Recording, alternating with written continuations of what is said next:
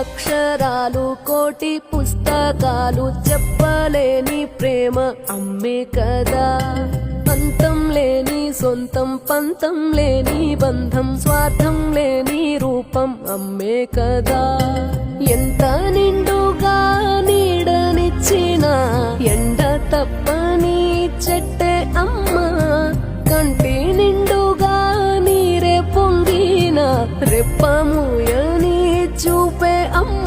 తానో స్వర్గం తానో దుర్గం అని సాధ్యం తన మార్గం. వేల అక్షరాలు కోటి పుస్తకాలు చెప్పలేని ప్రేమ అమ్మే కదా. అంతం లేని సొంతం పంతం లేని బంధం స్వార్థం లేని రూపం అమ్మే కదా.